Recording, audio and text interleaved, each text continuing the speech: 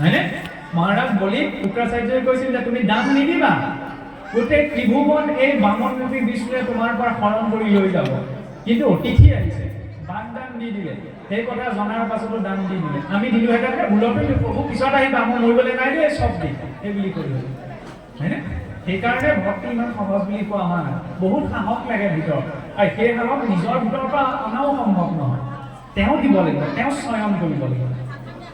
এতিয়া চাওক যে যিখিনি সময়ত জয় বিজয়ে অপমান কৰিলে, পিছত তেওঁলোকে ক্ষমা বিচাৰিলে, ক্ষমা কৰি দিলে ন, চাৰিও ক্ষমা কৰি দিলে, ভগৱন্তও ক্ষমা কৰি দিলে, কিন্তু ফলটো নুভোগাকৈ আছে জানো? বৰ ডাঙৰ কথা, ফলটো নুভোগাকৈ থকা নাই। গতিকে আমাৰ জীৱনত আমি যি কৰ্মই নকৰোঁ কিয় ফলটো ভুগিবই লাগিব। গতিকে ফলটো ভুগিবলৈ যিটো সাহসৰ প্ৰয়োজন ন, সেইটো ভগৱান হয়। ভক্তি সেইকাৰণেই লাগে, কাৰণ ভালটো পোৱাৰ লগে লগে বেছি যাতে উত্তাপন হৈ নাযাওঁ, আৰু দুখটো পোৱা সময়ত যাতে মই একেবাৰে ভাগি নকৰোঁ, ভক্তি সেইকাৰণেই কৰে। এতিয়া চাওক, ৰাতিপুৱা শুই উঠিলে, গা পা ধুলে, গা পা ধুই পৰিষ্কাৰ পৰিচ্ছন্ন হৈ আহি প্ৰত্যেকৰ ঘৰত সেই চুক এটা হ'লেও লাগে। ডক্টৰ এলেক্সিছ কেৰলে প্ৰাৰ্থনাৰ জৰিয়তে ব্ৰেইন কেঞ্চাৰৰ ট্ৰিটমেণ্ট কৰি চিকিৎসা বিজ্ঞানৰ নোবেল বঁটা পাই থৈছে। তেওঁ কমপ্লিটলি এজন খ্ৰীষ্টান মানুহ। সেইবিলাকৰ নিউজ চেনেলবিলাকতো নেদেখুৱায়, তেতিয়া ক্লিয়াৰলি নাবাঢ়ে নহয়। এজন খ্ৰীষ্টান মানুহে প্ৰাৰ্থনাৰ জৰিয়তে ব্ৰেইন টিউমাৰৰ ট্ৰিটমেণ্ট কৰি নোবেল বঁটা পাই থৈছে, আৰু আমাৰ মানুহৰ সময় নাই সেইটো প্ৰাৰ্থনা কৰিবলৈ। তেতিয়াহ'লে আমি কিমান অকৃতজ্ঞ হৈ আছোঁ চাওকচোন। সেইকাৰণে সকলোৰে মুখত সেই প্ৰাৰ্থনাৰ ঘোষা এটি, নমস্কাৰৰ ঘোষা এটি হওক, ভজনৰ ঘোষা এটি হওক প্ৰয়োজন।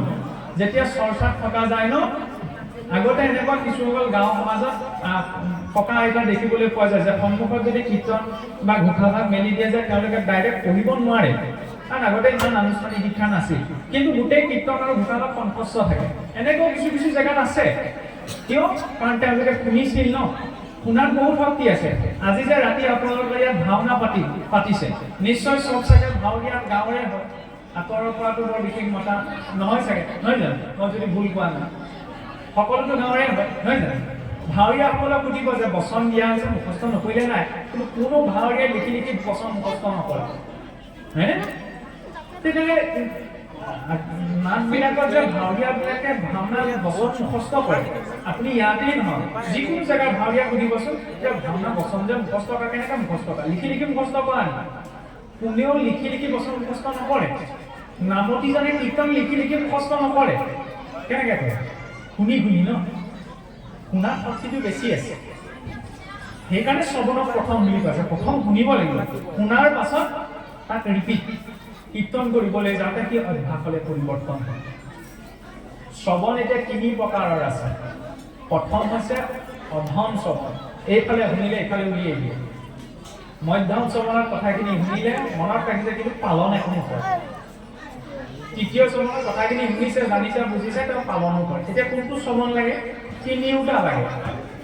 অধম শ্ৰৱণো লাগে, ক'ৰবালৈ গ'লো বেয়া কথা এটা কামত কৰিলে, তেতিয়া উত্তম শ্ৰৱণ কৰিলে হ'ব জানো?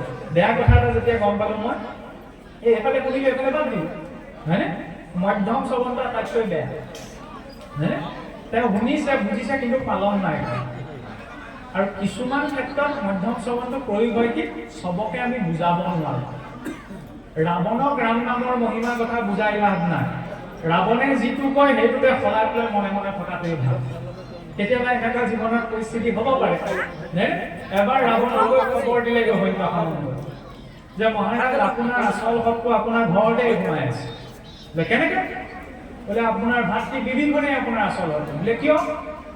কাৰণ ৰামক তেওঁ মনৰ পৰা শ্ৰদ্ধা কৰে, মনত কি আছে কোনেও নেজানে, সেইটো বেলেগ কথা।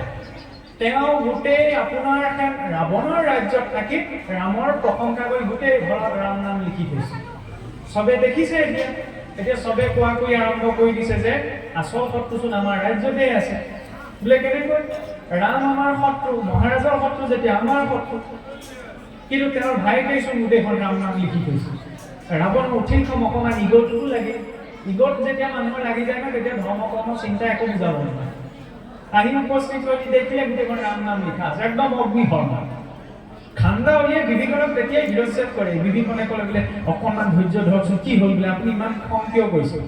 বোলে কিয় নকৰিম তোৰ মনত কি আছে বোলে কোনেও নেদেখে কিন্তু তোৰ মনত থকা সেই ৰামক তই বাহিৰত কিয় ব্যক্ত কৰিছ তাৰ কাৰণে মানুহে মোকো কোৱা আপত্তি দিছেগৈ যে মোৰ ভাতৃয়ে জ্যেষ্ঠজনৰ শত্ৰুৰ নামে গোটেই ৰাজ্যখনত লিখি থৈছে তেতিয়া বিভীষণে ক'ত বোলে মই শত্ৰুৰ নাম লিখিলোঁ আৰু ইমান দেখ মিছা কথা কৈছ গোটেইখন ৰাম ৰাম ৰাম ৰাম ৰাম লিখা আছে বোলে এই ৰাম নামৰ কথা কৈছে নি বোলে মই এই ৰামৰ কথা কৈছোঁ বোলে সেই ৰামৰ কথা নাই লিখা নহয় মই বোলে সেই ৰামৰ কথা নাই লিখা তেতিয়া কাৰ কথা লিখিছ ৰাম মানে ৰাৱণ আৰু মই মানে মনটো লৈছোঁ মই আপোনালোক দুজনৰ কথাহে লিখিছোঁ কথাটো কিয় কোৱা হ'ল এতিয়া ৰাৱণক যদি বিভীষণে শাস্ত্ৰ উদ্ধৃতি দি ৰাম নামৰ মহিমা ক'বলৈ আৰম্ভ কৰিলেহেঁতেন লাভ আছে জানো নাই ন সেইকাৰণে কেতিয়াবা কোনোবাই কিবা এটা কৈছে যেতিয়া গম পাব লাভ নাই হয় হয় বুলি মনে মনে থাকে শুনিব সকলোৱে লাগে শুনিব নিজৰটোহে লাগে কাৰণ ঈশ্বৰে বিবেক এটা সকলোকে দিছে ন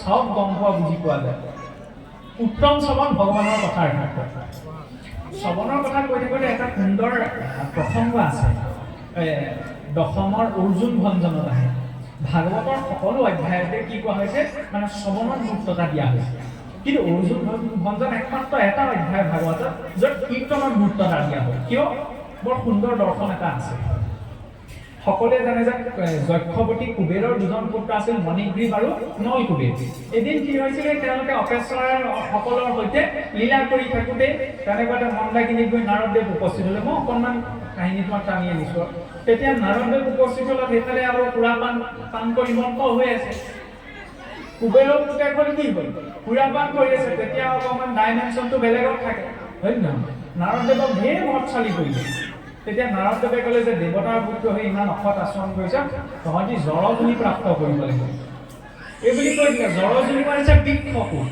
গছ গছনিৰ ওপৰত সিহঁতৰো প্ৰাণ আছে কিন্তু সিহঁতি লৰচৰ কৰিব নোৱাৰে সিহঁতি মানুহৰ দৰে অনুভৱ কৰিব নোৱাৰে ভাগৱতে হাজাৰ বছৰ আগৰ পৰা কৈ আছে কিন্তু 19ৰ দশকত জগদীশ চন্দ্ৰ বসুৱে এইটো প্ৰমাণ কৰি দেখুৱাইছে মানে ভাগৱতৰ কথা যে ভাগৱতৰ 4 বস্তুৰ এটা অংগ বিজ্ঞান বুলি কোৱা নহয় জানো বিজ্ঞান বুলি ক'লে মোবাইলটো বনোৱা মাইক্ৰফোনটো বনোৱাই নহয় ইয়াতো বিজ্ঞান আছে বিশেষ জ্ঞানমতি বিজ্ঞান পক্ষে এতিয়া বাৰু যাই হওক বৃক্ষৰ ৰূপত ক'ত জন্ম পিছত ক্ষমা বিচাৰিলে যে আমাৰ ভুল হ'ল আৰু ক্ষমা কৰি দিয়ক কাৰণ যেতিয়া ঠেকেচাটো পায় ন তেতিয়াহে গম পায় সেইকাৰণে ভক্তি তেতিয়ালৈকে সম্ভৱ নহয় সংসাৰ ঠেকেচাটো পাব লাগিব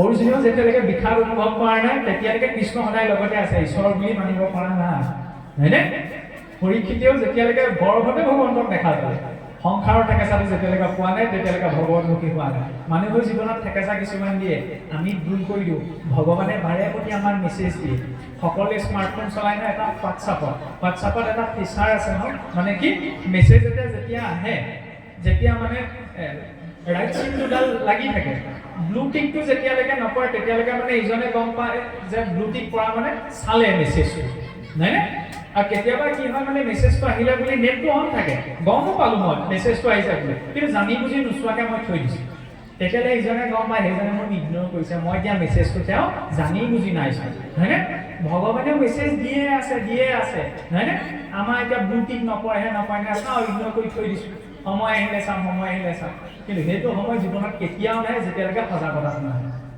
হয়নে মৃত্যুটো এনেকুৱা মাজতে আৰু এটা কাহিনী কৈছোঁ ভগৱান বিষ্ণুৱে বোলে এবাৰ কিবা এটা বিশেষ আলাপ আলোচনাৰ বাবে গুৰুত্ব সহিত কৈলাশলৈ আহিছিল কৈলাশলৈ আহিলে তাৰপৰা গুৰুত্ব ক'লে তুমি ইয়াতে আত্ম মহাদেৱৰ ওচৰত অকণমান বিশেষ কথা এটা আলোচনা কৰি গুৰুত্ব তাত কৈ আছে গুৰুত্ব পক্ষীকুলৰ ৰজা কৈলাশত বিভিন্ন উপবনত ধেৰ চৰাই চিৰিকটি চলি আছে তাত সুন্দৰ চৰাই এটা পটককৈ দৃষ্টি পৰিলে নিজৰ কুলৰ মানুহৰ দেখি ভাল লাগিছে আনন্দ মানে গুৰুত্ব চৰাইটোৰ লীলা খেলাত লক্ষ্য কৰি বহি আছে তেনেদৰে কৈলাশলৈ আগমন ঘটি যমৰাজক দেখি প্ৰণাম জনালে সম্ভাষণ জনালে ইমানলৈকে ঠিকেই আছে যমৰাজে অকণমান তেৰা দেখাকৈ সেই চৰাইটোলৈ চাই থৈ দিলে তাৰপৰা তেনেকৈ চাই থৈ যোৱা দেখি গৰুটোৰ অকণমান সন্দেহ লাগে যমৰ দৃষ্টি পৰি থাকে এইটো নিব লাগে আহিছে এতিয়া মোক দেখি লাহেকৈ আঁতৰি দিছে তাৰপৰা গৰুটোৱে ক'লে আজি যমকো মই পাত দিম যমৰাজ ভিতৰলৈ সোমাই গ'ল সংসাৰ আটাইতকৈ বেগ বেছি বোলে পোহৰতকৈ বেগ বেছি মনতকৈও বেগ বেছি বৰুদ্ৰ কিমান তীব্ৰ গতিত যায় বৰুদ্ৰই কি কৰিলে সেই চৰাই টিপচী চৰাইটো লাহেকৈ থাপ মাৰি ধৰিলে মনতকৈ উচ্চ বেগেৰে গৈ অজস্ৰ দুজন দূৰৰ এখন উপবনত এৰি থৈ গুচি আহিলে আহি পেলাই একদম কৈলাশত ধুনীয়াকৈ ৰৈ আছে কিন্তু এতিয়া নাই